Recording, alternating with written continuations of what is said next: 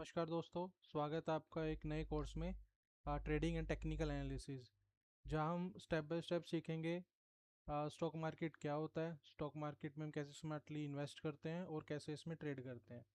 मेरा नाम है राजन और आज हम साथ मिलके एक ऐसा सफ़र शुरू करने वाले हैं जो शायद आपकी फाइनेंशियल ज़िंदगी बदल दे। तो अगर आप इस टॉपिक को पहली बार सुन रहे हैं तो बिल्कुल सही जगह हो। अगर आपको पहले से थोड़ा बहुत पता है तब भी शायद आप बहुत कुछ यहाँ से सीख के जाओगे। आज का टॉपिक है स्टॉक मार्केट क्या है और कैसे काम करता है। इस वीडियो में हम समझेंगे कि स्टॉक मार्केट एक्चुअल होती क्या है, बिल्कुल सिंपल लैंग्वेज में, हिंदी में। ओके, शेयर क्या होते हैं, स्टॉक्स क्या होते हैं, एक इसका हम रियल लाइफ एग्जांपल भी डिस्कस करेंगे। इंडिया में ये कहाँ होती है, एनएससी क्या होता है, बीएससी क्या होता है। ठीक है, तुम्हारा पैसा इसमें कैसे इन्वेस्ट होता है, पूरा स्टेप बाय स्टेप हम समझेंगे इस प्रोसेस को। और सबसे इम्पोर्टेंट बात कि स्टॉक मार्केट में पैसा कैसे कमाया जाता है, ये सब आज हम कवर करेंगे बिल्कुल ज़ीरो से। एक मिनट के लिए सोचो, दुनिया के जो सबसे सक्सेसफुल इन्वेस्टर्स हैं, वॉरेन बफेट, राकेश झुनझुनवाला, राधा कृष्ण दमानी, इनमें से किसी को भी सबसे पहले दिनों में कुछ भी नहीं पता था। इन्होंने भी यहीं से ही शुरुआत की थी जानने में कि स्टॉक मार्केट क्या होता है। ओके, क्योंकि ये सबसे बेसिक सवाल है। ये टॉपिक इसीलिए क्रिटिकल है क्योंकि अगर आज आपका फाउंडेशन स्ट्रॉन्ग नहीं हुआ तो आगे जाके सारे topics like charts, indicators, strategies, ये सब क्या होते हैं आपको कुछ भी समझ नहीं आएगा, सब कुछ हवा हो जाएगा। तो आज थोड़ा सा बेसिक लगेगा, लेकिन ये वो नींव है जिसके ऊपर पूरा पूरा कोर्स खड़ा हुआ है। सो नोट्स ज़रूर बनाएं, चलते हैं। तो सबसे पहला सवाल, स्टॉक मार्केट एक्चुअल होती क्या है। देखो, जब भी हम मार्केट वर्ड सुनते हैं तो हमारे दिमाग में क्या आता है, सब्जी मंडी, कपड़े की दुकान, शॉपिंग मॉल। सही है ना। तो बेसिक कंसेप्ट वही है, एक ऐसी जगह जहाँ पर चीज़ें खरीदी या बेची जाती है। लेकिन स्टॉक मार्केट में जो चीज़ बिकती है वो है कंपनी की हिस्सेदारी। ठीक है, जिसे हम कहते हैं शेयर्स या स्टॉक्स। अब ये हिस्सेदारी का मतलब क्या होता है, लाइक अब जैसे बड़ी बड़ी कंपनी जैसे रिलायंस, टीसीएस, इन्फोसिस, इनको अपना बिजनेस ग्रो करना होता है तो इनको पैसे चाहिए होते हैं, बहुत ज़्यादा पैसे। तो बैंक के लोन की भी एक लिमिट होती है। तो कंपनीज क्या करती हैं, वो अपने आप को छोटे छोटे हिस्सों में डिवाइड करती है और ये हिस्से यानी कि शेयर्स पब्लिक को बेचती है। और तुम वो शेयर्स खरीदते हो और तुम उस कंपनी के एक छोटे से हिस्से के मालिक बन जाते हो। ठीक है, मतलब तुम उस कंपनी के शेयर होल्डर हो, पार्ट ओनर हो। यही स्टॉक मार्केट का कोर कंसेप्ट है। अब इसको और अच्छे से समझते हैं एक एग्जांपल के साथ। मान लो तुम्हारा एक दोस्त है राहुल। राहुल का एक चाय का ढाबा है, ठीक है, चांदनी चौक में। अब चाय इतनी अच्छी है कि भी उसके ढाबे के बाहर भीड़ लगी रहती है। अब राहुल क्या सोचता है, यार एक और ब्रांच ओपन करनी चाहिए करोल बाग में। ठीक है, लेकिन प्रॉब्लम क्या है, पैसा नहीं है। तो राहुल बैंक जाता है। तो बैंक क्या करता है, 50% लोन उसका अप्रूव कर देता है, बट जो बचे हुए 50% है वो राहुल को खुद जुगाड़ने हैं। ठीक है, तो राहुल क्या करता है, एक स्मार्ट काम करता है, वो अपने ढाबे की टोटल वैल्यू लगाता है। वैल्यू निकलती है 1 लाख। और ये जो वैल्यू निकाल लिया उसने, उसको 10 इक्वल पार्ट्स में डिवाइड कर लेता है। ठीक है ना, और हर एक पार्ट की यानी कि हर एक शेयर की जो प्राइस है वो 10,000 रुपये रखता है। अब राहुल अपने 4-5 दोस्तों के पास जाता है। वो बोलता है कि यार तुम मेरे से एक शेयर खरीद लो 10,000 रुपये में, और 10% के मेरे ढाबे के मेरे ढाबे की ओनरशिप ले लो। ओके, तो जैसे जैसे मेरा ढाबा ग्रो करेगा तो तुम्हारा भी फ़ायदा होगा। ठीक है, तुम्हारा भी प्रॉफिट होगा। अब तुम सोचते हो यार राहुल की चाय फेमस तो है ही है, इन्वेस्ट कर देते हैं। तो तुम 10,000 रुपये देते हो और एक शेयर खरीद लेते हो। और अब तुम राहुल के ढाबे के 10% के ओनर हो। अब क्या होता है, अब दो सिनेरियो होते हैं। ठीक है, ढाबा अगर सक्सेसफुल रहा, ठीक है, उनके उसके दोनों आउटलेट्स चल गए, तो अब ढाबे की जो टोटल वैल्यू होगी है वो है 2 लाख। ठीक है, जो तुम्हारा 10% का हिस्सेदारी थी, और जो तुमने उससे 10,000 का शेयर लिया था, अब उसकी वैल्यू होगी 20,000। ठीक है, मतलब डबल हो गए पैसे, तुम्हारा प्रॉफिट हो गया।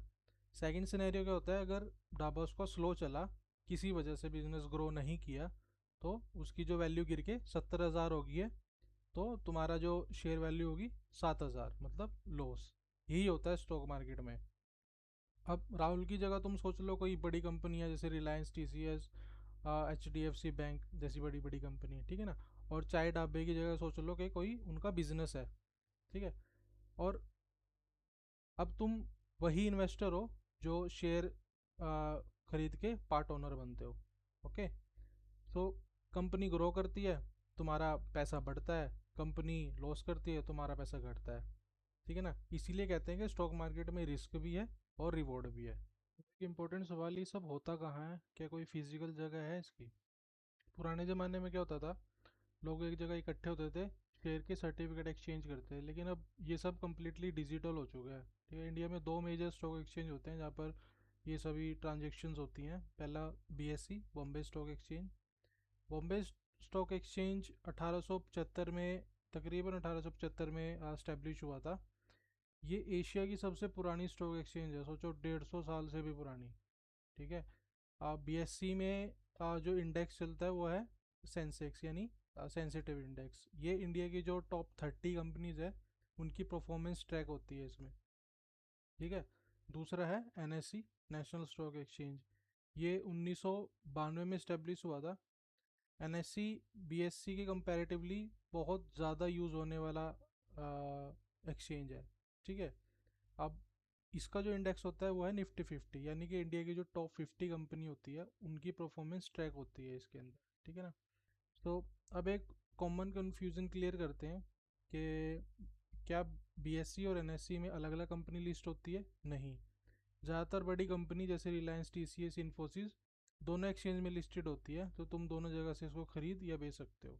अब समझते हैं प्रैक्टिकली ट्रेडिंग कैसे होती है। तुम घर बैठे बैठे अपने फ़ोन या लैपटॉप से कैसे शेयर खरीद या बेच सकते हो।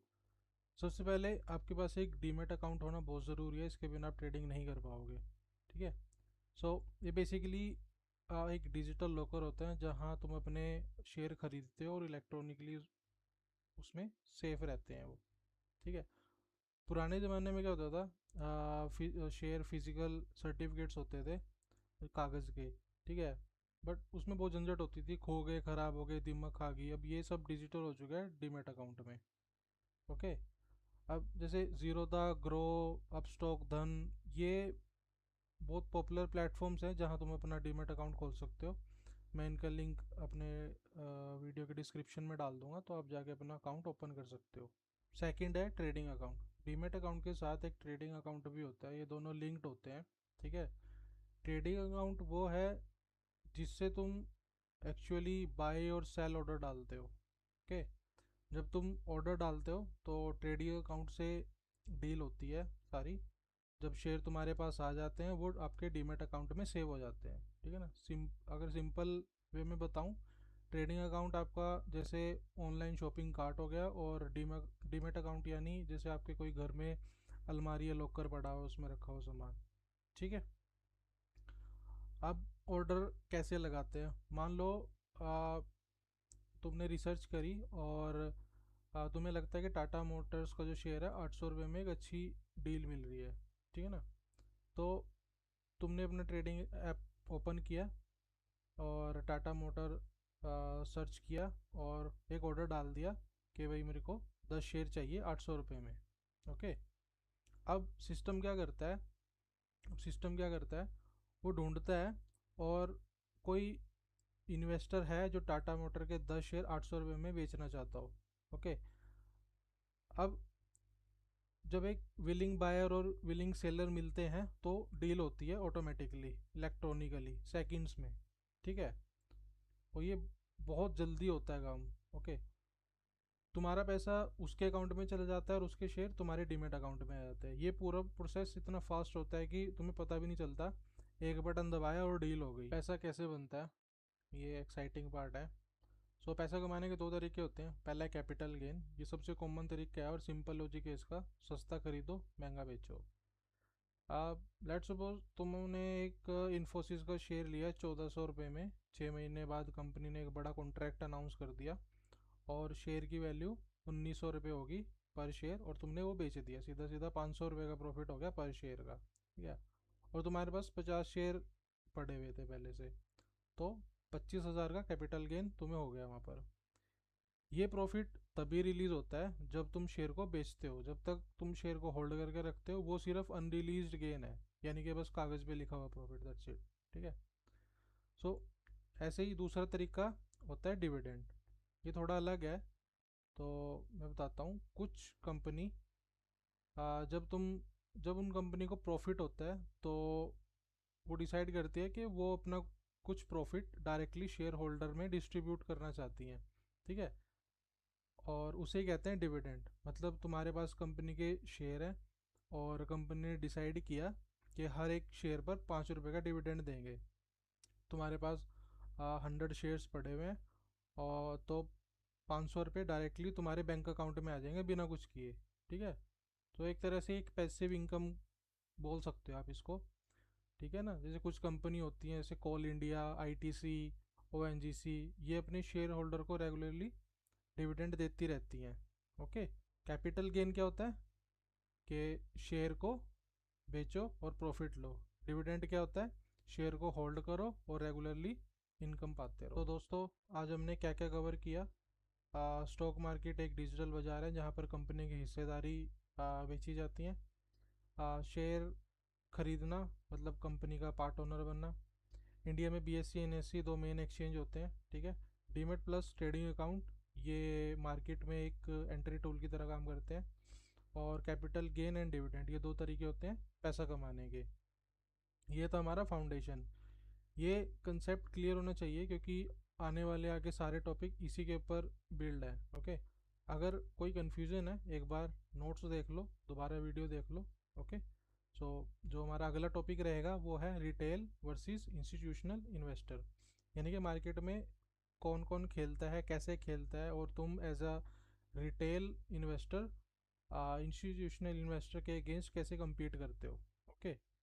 तब तक नोट्स बनाओ, एक्साइटेड रहो, रेडी रहो। मिलते हैं अगले वीडियो में। Thank you.